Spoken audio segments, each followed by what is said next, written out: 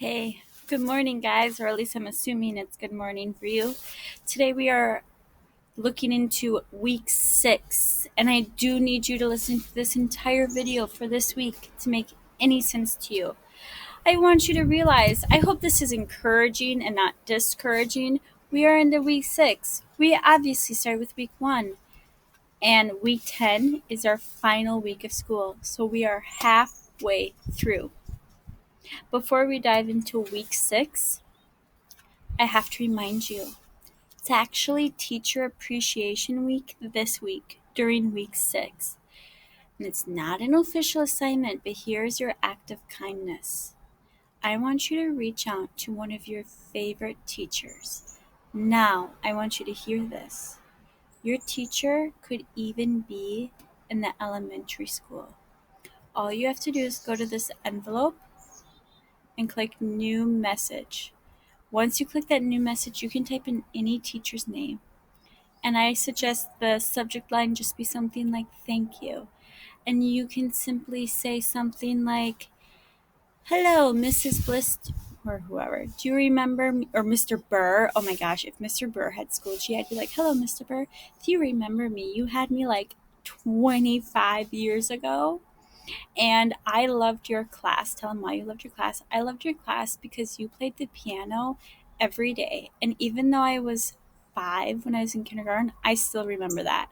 I also remember learning the difference between skipping and galloping and being so stressed because I never knew which one was which.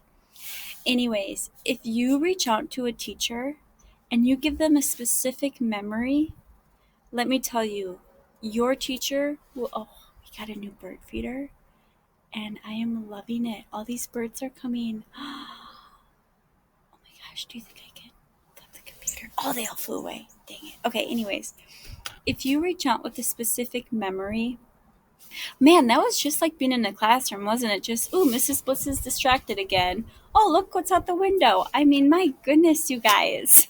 There was just oh, I feel like all of you are gonna write to Mr. Gould. Mr. Gould, thank you so much for being off task and distracted while we were learning.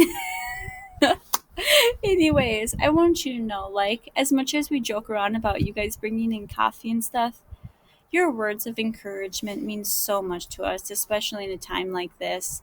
I mean, if you wrote just one teacher, any teacher, I have a feeling they would save that one. I got a message from a student saying that I made her wall. She posted a picture of me. It's the most unflattering photo of me like ever. But I don't even care because she thought of me and she put me on her wall of photos. And I'm like, oh my God, I love you too. Like, that's all I'm asking for. That message was literally 3 sentences and it literally made my week. So just reach out, okay? Do something kind. Um, all right. Okay, so week 6. So I got some good news for you. On May 4th, you technically don't have school because Governor Walz, when he made the declaration that we will be extending the school year with distance learning, he gave teachers 2 days to prepare. And one of these days is on Monday, May 4th. The last one was actually last Friday, if anyone even noticed. With that being said, you technically don't have to do any work, but the teachers, all 7th grade language arts teachers, actually prepared their lessons for the whole school year already. And so I'm going to be changing a few things for you just so it continues on the right path and sequencing for us down the year. So here's what I'm trying to tell you. Monday, you do not have any work. But on Tuesday and Wednesday, I am going to have you read 3 chapters. You're going to read chapters 4, 5, and 6. And then you are going to complete the 4, 5, 6 quiz. On Thursday, you have your vocab test. Now, here's what I need you to hear about that. You have your merge quiz, but then you are done. That's your last vocab quiz. You are going to have a final vocabulary test on May 24th. So you are going to have 2 weeks to prepare for your final vocabulary test on May 24th, okay? Now, here's where it's going to get tricky if you are no longer listening.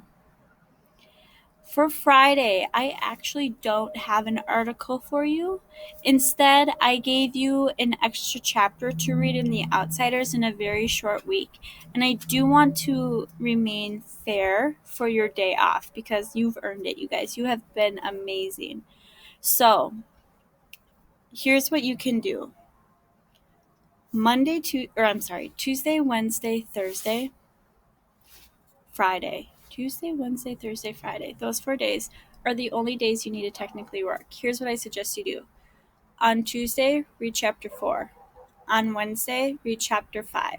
On Thursday, do your vocab. And on Friday, read chapter 6 and complete the quiz on Friday. That way, Monday, you still have off. Does that make sense? So you still have to read 3 chapters and do your vocabulary, but that's literally it. Your week this just looks so messy to me, so that's why I'm trying to verbalize it and telling it to you over and over. Because even though you have the power of clicking this YouTube video and rewinding it just a little bit for clarification, I have a feeling you would never do that. So Tuesday, read chapter 4. Wednesday, chapter 5. Thursday, vocab. Friday, chapter 6. I will be reading the chapters later today. We'll start with chapter 4, then chapter 5, chapter 6. Now notice you have comprehension questions here. These aren't due. Those are simply ways for you to prepare for this quiz and make sure you got everything you needed to. Oh my goodness, now my umbrella is going crazy. All right. I hope you understand what I am trying to say to you. I hope you guys have a wonderful day and a wonderful week. It's May. It's spring.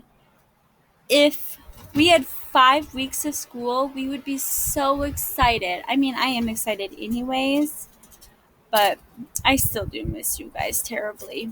I hope you guys have a great week 6 and enjoy The Outsiders. I am so excited to read chapter 4. It's going to be amazing.